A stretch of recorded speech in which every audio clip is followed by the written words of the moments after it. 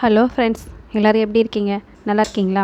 நாம் இன்றைக்கி வீடியோவில் ஆப்பிள் கேரமல் எப்படி செய்யலாம் அப்படிங்கிறத பார்க்க போகிறோம். இது எப்படி செய்யலாம் அப்படிங்கிறத பார்க்குறதுக்கு முன்னாடி இது வரைக்கும் என்னோடய சேனலை சப்ஸ்கிரைப் பண்ணாதவங்க சப்ஸ்கிரைப் பண்ணுங்கள். கூடவே இந்த பெல் ஐக்கானையும் மறக்காமல் கிளிக் பண்ணுங்கள்.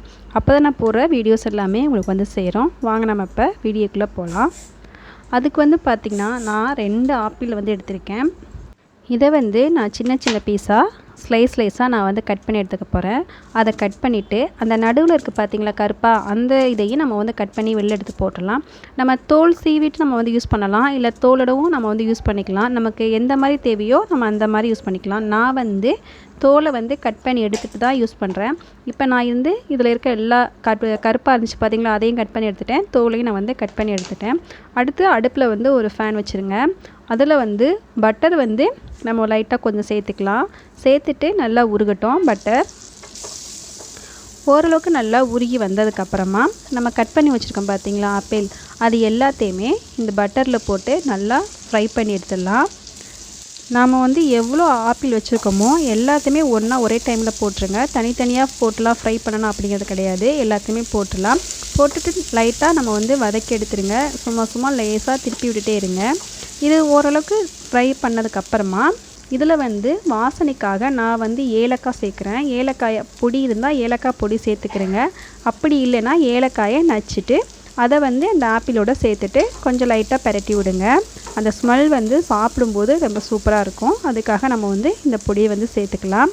இது ஓரளவுக்கு பிரண்டு வந்ததுக்கப்புறமா நான் நாட்டு சர்க்கரை இந்த ஸ்பூனில் 1.5 ஸ்பூன் அளவுக்கு நான் சேர்க்குறேன். நாட்டு சர்க்கரை இல்லைன்னா நாம் வெறும் சர்க்கரை, வெள்ளை சர்க்கரை இருக்கும் பார்த்திங்களா, அந்த சர்க்கரை இருந்தால் கூட அதை நம்ம சேர்த்துக்கலாம்.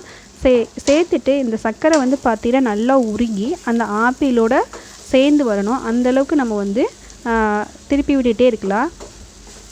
அடுப்பு பார்த்திங்கன்னா நம்ம ஸ்லோலே வச்சுக்கிறோங்க. ரொம்பவும் ஸ்லோவாக இல்லாமல் ரொம்பவும் ஃபுல்லாக இல்லாமல் மீடியமில் வச்சுக்கிறோங்க. நல்லா அந்த சர்க்கரை ஃபுல்லாகவே நல்லா உருகி அந்த ஆப்பிளோட சேர்ந்து கலந்து வரட்டும். அந்தளவுக்கு நம்ம ஃப்ரை பண்ணிக்கிட்டு இருக்கலாம். இப்போ நீங்கள் பார்த்தீங்கன்னா ஓரளவுக்கு நல்லாவே உருகி வந்துருச்சு சர்க்கரை ஃபுல்லாகவே. அந்த பாகு கிடைக்கும் பார்த்திங்களா, அந்த கேரமல் சொல்லுவாங்க, அந்தளவுக்கு அந்த பாகு நல்லா உருகி வந்துருச்சு.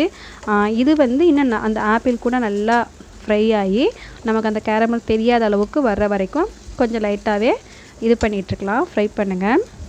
இப்போ நீங்கள் பார்த்தீங்கன்னா ஓரளவுக்கு ஃபுல்லாகவே உருகி அந்த ஆப்பிளோடவே சேர்ந்து நமக்கு கிடச்சிருச்சு. இந்தளவுக்கு இருந்தாவே நல்லாயிருக்கும், கரெக்டாக இருக்கும். இந்த டைமில் நம்ம ஆஃப் பண்ணி எடுத்துக்கலாம்.